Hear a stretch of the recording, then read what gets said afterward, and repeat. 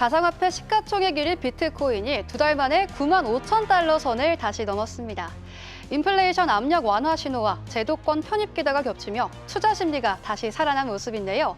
미 가상화폐 거래소 코인베이스에 따르면 미 동부 시간 오후 8시 기준 비트코인 한 개 가격은 전날보다 약 4.8% 상승한 9만 5,504달러를 기록했습니다.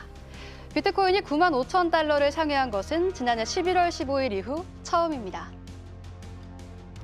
세계 최대의 단일 기업 비트코인 보유사인 스트래티지가 대규모 평가 손실과 또 시장의 우려에도 불구하고 비트코인 추가 매입을 강행했습니다. 지난주 스트래티지는 약 12억 5천만 달러, 하나로 약 1조 7,600억 원 규모의 비트코인을 추가로 사들였는데요. 이번 매입으로 13,627개의 비트코인을 추가 확보하게 되었으며 총 보유량은 68만 7,410개로 늘어났습니다. 지난 4분기 약 174억 4천만 달러, 하나로 약 24조 6천억 원에 달하는 천문학적인 미실현 손실을 기록했음에도 새해부터 공격적인 매수세를 멈추지 않으며 비트코인 뚝심을 증명했습니다. 정부가 디지털 자산 현물 ETF 도입과 국고금 디지털화 추진을 공식화했습니다. 정부는 지난 9일 발표한 2026년 경제성장 전략을 통해 디지털 자산 현물 ETF 도입, 또 국고금 디지털화, 스테이블 코인 규율 체계 마련 등을 핵심 과제로 제시했는데요.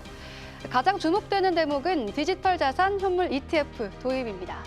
비트코인이나 이더리움을 주식처럼 증권사 계좌로 사고 팔 수 있게 되어 복잡한 코인 지갑 없이도 쉽게 투자할 수 있는 길이 열렸습니다. 연기금이나 보험사 같은 기관 투자자들의 시장 진입도 가능해질 것으로 전망됩니다. 이상 크립토 투데이였습니다.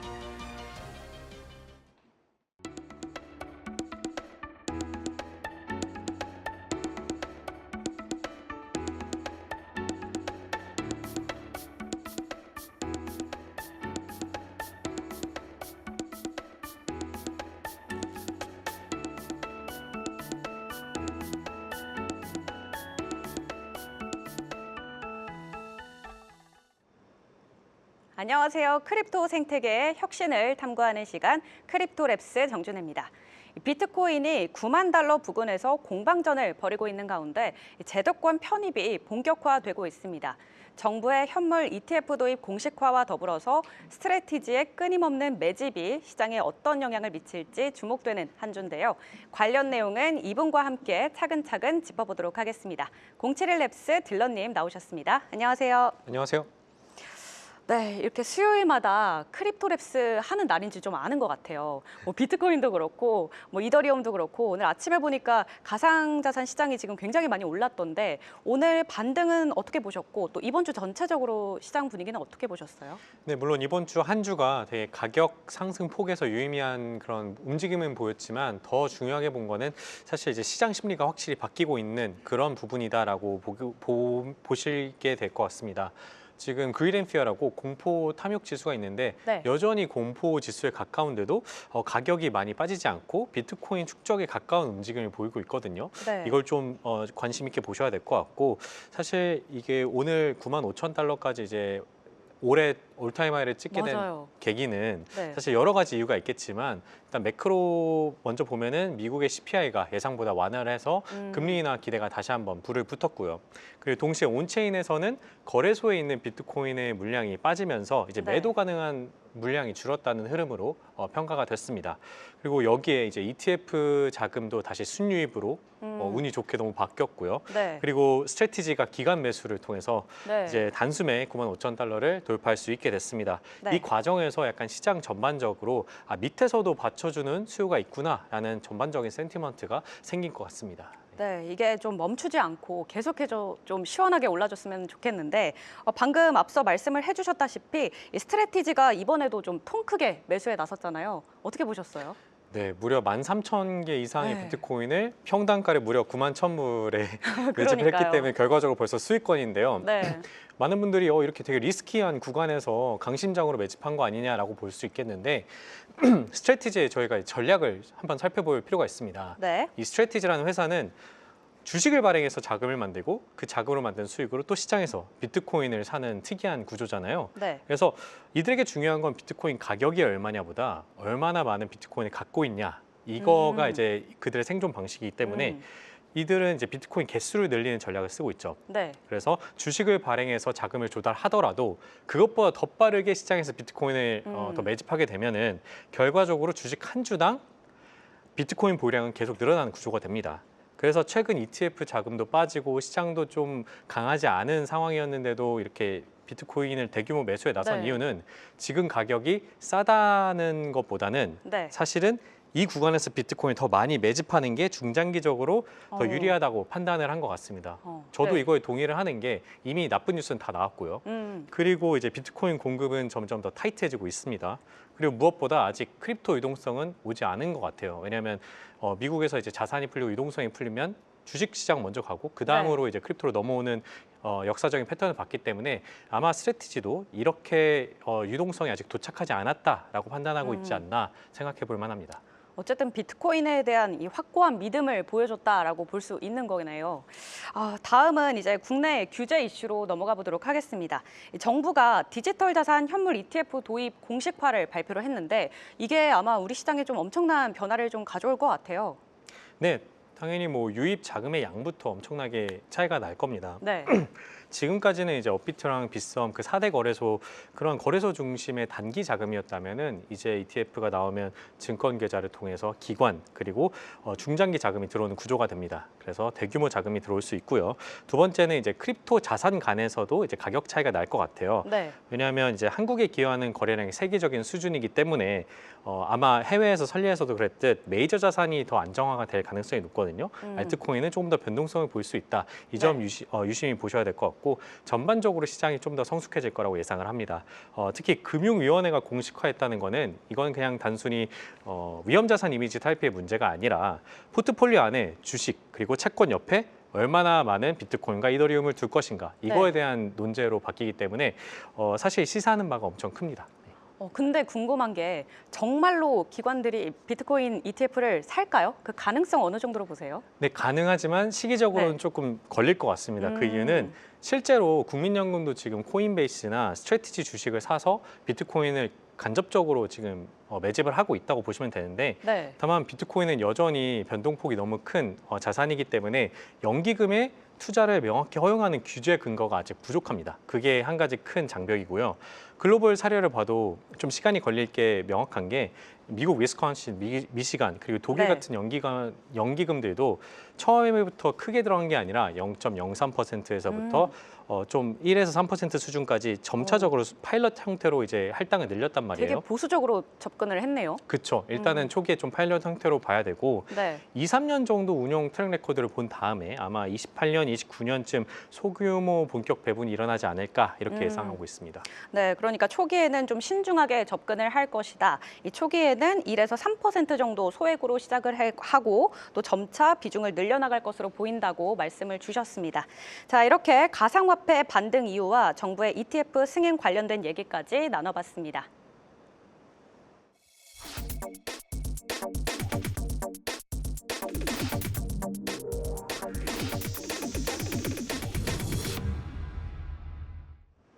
네, 이번에는 파운더 인사이트 시간입니다. 오늘은 웹3 필수 섹터로 불리는 신뢰 인프라를 다루는 모카 네트워크를 소개하도록 하겠습니다. 영상으로 만나볼 텐데요. 같이 인사 나눠볼까요? 네, 좋습니다. 네, 하이 케네스. Hi, Kenneth. Kenneth from Mocha Network. We're building the privacy-focused infrastructure for digital identity, payment, and loyalty. We're working with some of the largest enterprises and onboarding millions of users. So we support this with the decentralized data storage, zero knowledge proof, cryptography, make it chain agnostic and wallet agnostic, and as well as onboarding users with universal smart account. And we're also GDPR compliant. Mocha Network is the flagship project out of Animoca Brands. Animoca Brands is a $5.5 billion company with almost 20 years of history on the path to NASDAQ IPO in 2026.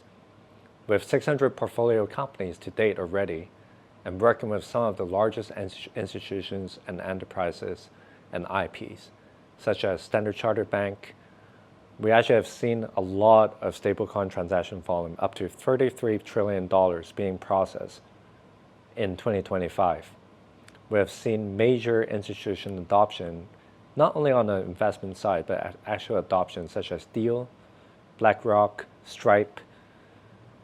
As an example, Stripe was processing $1.3 trillion volume last year in 2025.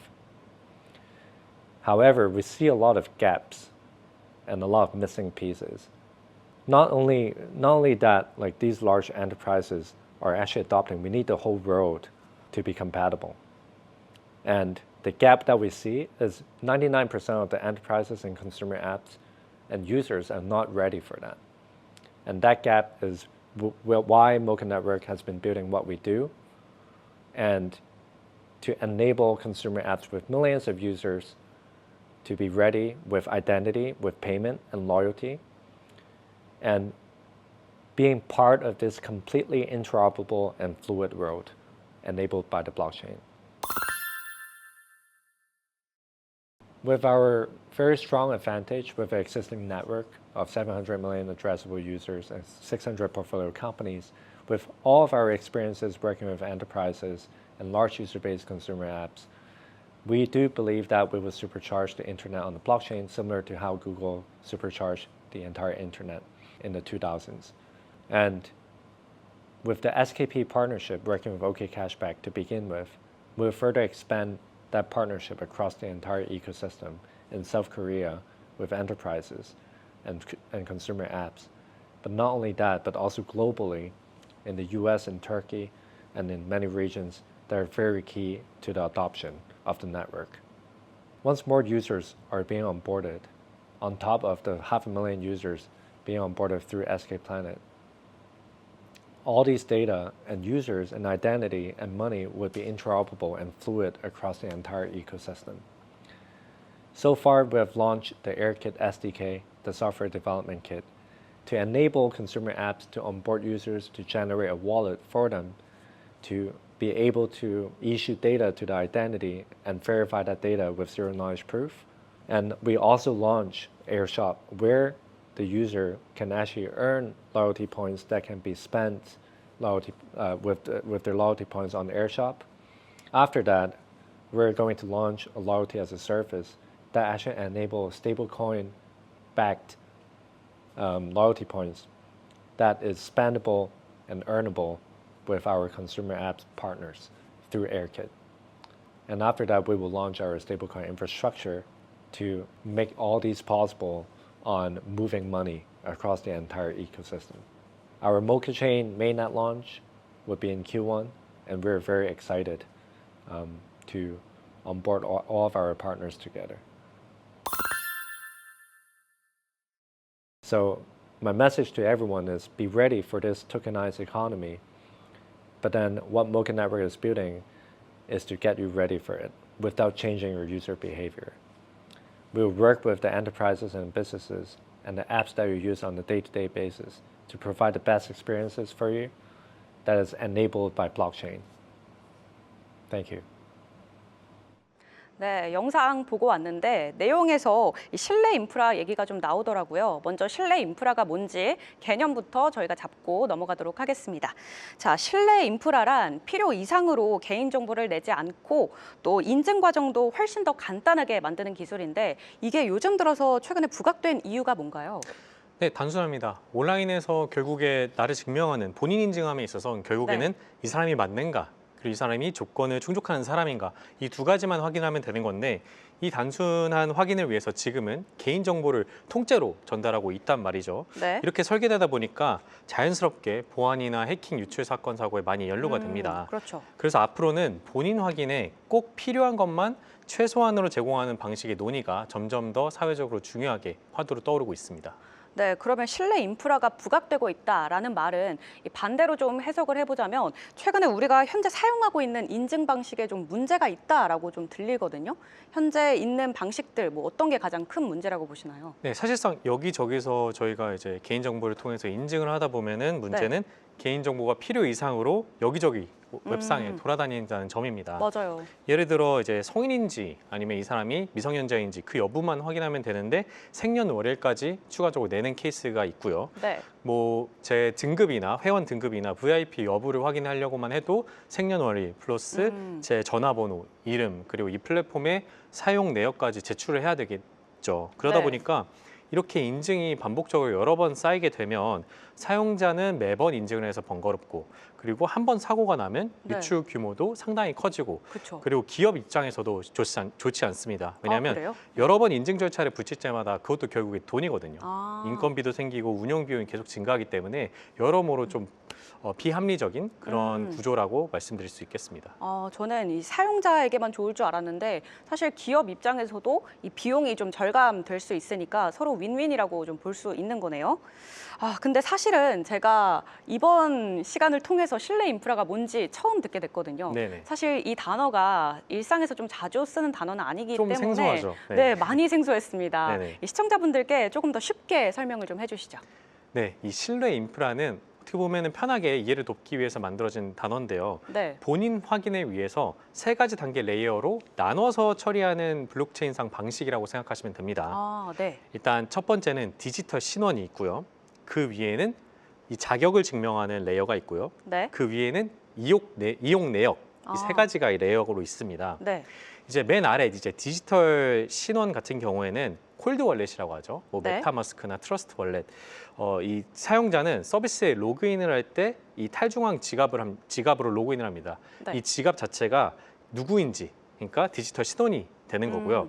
그 이제 지갑 위에 이 사람이 성인인지 뭐 VIP 회원인지 이런 조건들을 충족했는지를 확인하는 자격 증명 레이어가 있습니다. 네.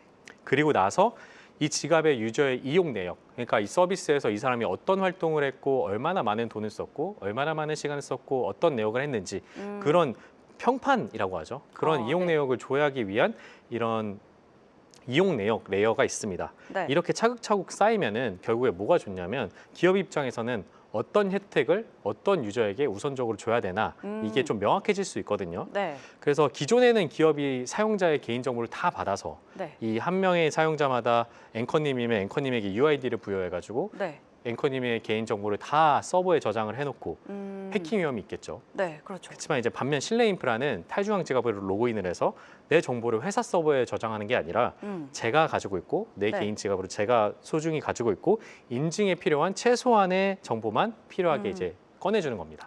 그러니까 정리를 좀 해보면 개인정보는 사용자에게만 남는 거고 또 서비스는 결과만 좀 확인하는 용도로 쓰는 거네요. 네, 맞습니다. 네. 네, 자 그러면 이렇게 정보는 덜 주고 조건만 증명한다. 이게 사실 진짜로 가능한 건지 좀 궁금하거든요. 네, 정보는 덜 주고 이게 어렵죠. 사실 여기서 제일 많이 쓰이는 블록체인 기술이 있는데요. 네. 영지식 증명, Zero Knowledge라고 GK 기술이 있습니다. 그 처음 저희 첫 시간에 네, 나왔던 거 맞아요. 아니에요? 제로베이스 때 네, 얘기했죠. 맞아요. 쉽게 말하면 비밀번호를 말하지 않고도 비밀번호를 알고 있다는 것만 증명하는 그런 기술이에요.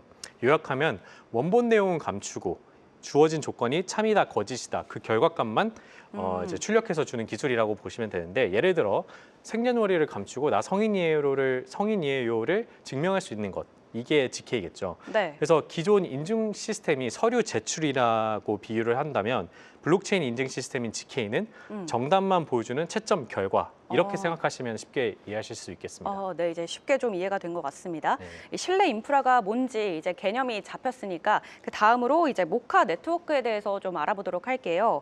이 모카 네트워크는 이거를 어디에 쓰는 프로젝트라고 보면 될까요?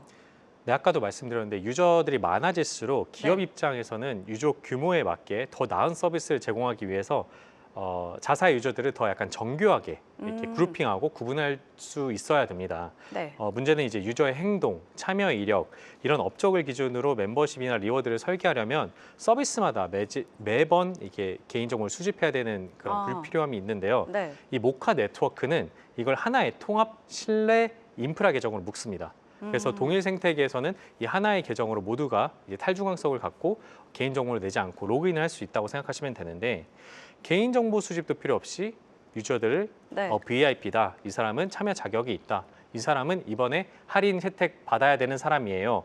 이런 걸 자격 증명으로 바로 식별할 수 있게 만드는 거죠. 결과적으로 기업은 운영 효율을 통해서 시스템 품질을 올릴 수 있고 네. 소비자나 사용자들은 개인정보를 보호하면서도 더 양질의 서비스를 누릴 수 있는 이런 윈윈 시스템을 제공하는 플랫폼이라고 생각해 주시면 됩니다. 네, 그러면 여기서 좀 궁금한 게 사용자들은 이거를 사용하면서 실내 인프라를 내가 지금 쓰고 있구나라는 거를 체감을 할 수 있나요? 아마 느껴지지 않을 겁니다. 네, 그럴 것 제로베이스 같아요. 때랑도 마찬가지인데 네. 그리고 더 오히려 좋은 쪽으로 체감을 하게 됩니다. 세 가지가 있는데요. 첫 번째는 로그인이 굉장히 빨라지겠죠. 네. 지갑으로 서명 한 번만 하면 되니까요. 네. 그리고 불필요한 개인 정보를 수집하는 요구하는 구간이 이제 화면에서 없어집니다.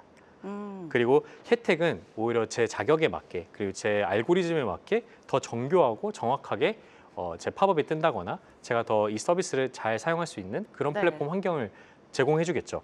이게 가능한 이유는 한 번 만들어진 증명을 계속해서 재사용할 수가 있어요. 그래서 매번 다시 인증하고 다시 확인할 필요가 없습니다. 귀찮음이 좀 덜어지겠네요. 그렇죠. 그리고 블록체인 특성상 네. 이 기록은 위조가 되지 않는 거를 않았다는 걸 계속 보장해 주잖아요. 네. 그렇기 때문에 기업 입장에서도 사용자를 일일이 수동으로 관리할 필요도 없고 CS 관리가 좀 줄어들 수 있는 장점이 있습니다. 아까도 얘기했지만 사용자도 그렇고 기업 입장에서도 서로 윈윈할 수 있는 그런 기술인 것 같습니다. 자, 그러면 이제 이게 실제로 어디서 사용되고 있는지도 저희가 좀 짚어봐야 될 것 같은데 이 모카 네트워크는 우리나라 기업과도 좀 협업을 하고 있다고 들었거든요. 네, 아까 대표님 인터뷰에서도 들었는데 이제 네. SK플래닛은 이제 기존 많은 사용자들에게 여러 가지 혜택을 제공하고 있잖아요. 네. 그 중에서 이제 OK 캐시백 같은 리워드 앱에서 뭐 백화점에서 얼마 이상 쓰면은 몇 %를 페이백 해주겠습니다, 적립해주겠습니다 이런 혜택 있잖아요. 예전엔 이걸 확인하려고 개인 정보나 구매 내역을 직접 회사가 확인하고 처리를 했다면 지금은 모카버스와 협업을 통해서 이 유저가 적립 대상이다, 아니다. 이것만 간단하게 증명하게 되는 구조가 되었습니다.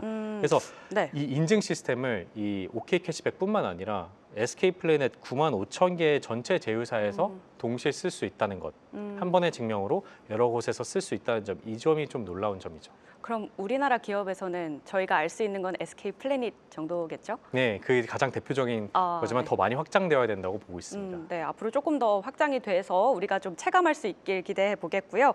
자, 그러면은 특히나 효과가 큰 그런 산업은 어디라고 보시나요? 아무래도 자격의 확인이 반복되는 곳, 그러니까 이 유저가 네. 이 멤버십을 가져와야 되는지 늘 이제 확인을 해서 그에 맞게 이제 상품을 제공해야 되는 그런 업체들 있잖아요. 네. 크게 나누면은 뭐 리테일, 뭐 백화점이나 이게 VIP 여부가 중요하지 않습니까? 그래서 네. 뭐 포인트 같은 걸 제공하는 백화점, 그리고 카카오뱅크 같은 금융 서비스. 이 사람의 이제 뱅킹 스테터스를 보고 대출 금액을 이만큼 줘도 되나 안 되나 이런 간단한 평가부터 더더욱 개인정보가 민감한 분야일수록 더 많이 사용이 돼야 되고요.